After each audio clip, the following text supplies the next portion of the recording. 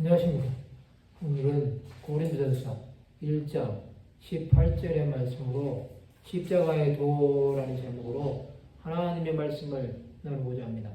본 말씀은 십자가의 도가 멸망하는 자들에게는 미련한 것이요 구원을 받는 우리에게는 하나님의 능력이라.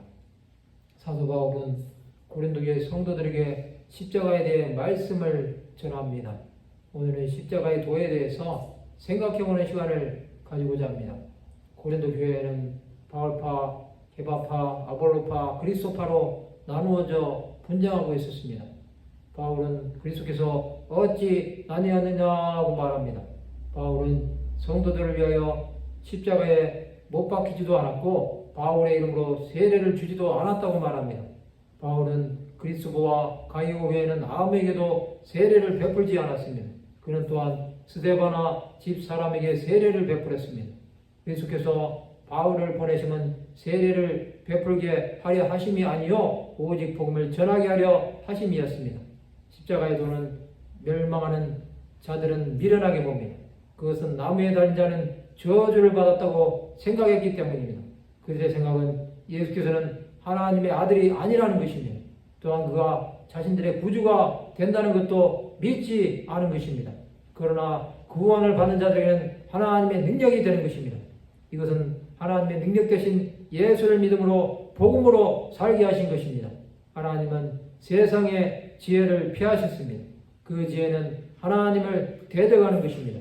예수께서는 십자가에서 하나님께 철저히 버림받으며 죽으셨습니다.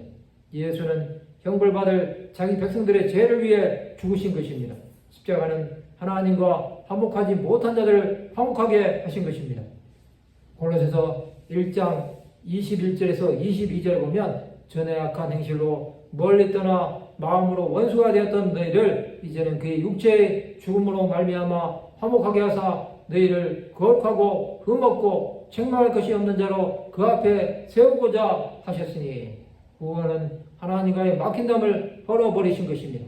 또한 용서받지 못한 자들에게 예수 그리스도의 보혈을 흘려주심으로 하나님의 용서를 받게 하신 것입니다.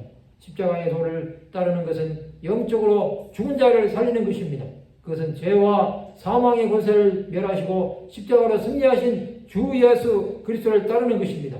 골로새서 2장 13절에서 15절에 보면 또 범죄와 육체의 모할로 죽었던 너희를 하나님이 그와 함께 살리시고 우리의 모든 죄를 사하시고 우리를 거스르고 불리하게 하는 법정으로 쓴 증서를 지우시고 제하여 버리사 십자가에 못 박으시고 통치자들과 권세들을 무력하여 드러내어 구경거리로 삼으시고 십자가로 그들을 이기셨느니라. 성도 여러분, 십자가는 하나님의 능력입니다. 이 십자가를 붙들고 나가는 자들에게는 하나님께서 살리시는 역사가 있습니다. 죄와 사망의 권세를 멸하시기 위해 이 땅에 오신 예수 그리스도를 믿음으로 나가는 자들이 되어야 합니다. 그럴 때 십자가로 인한 하나님의 능력이 믿는 자 안에 충만하게 임할 것입니다. 그를 믿는 자는 어떠한 상황에서도 믿음으로 승리하는 것입니다. 말씀을 마치고자 합니다. 십자가의 도가 하나님의 능력이심을 믿음으로 끝까지 예수를 증거하는 하나님의 백성들이 되시기를 주님의 이름으로 축원합니다.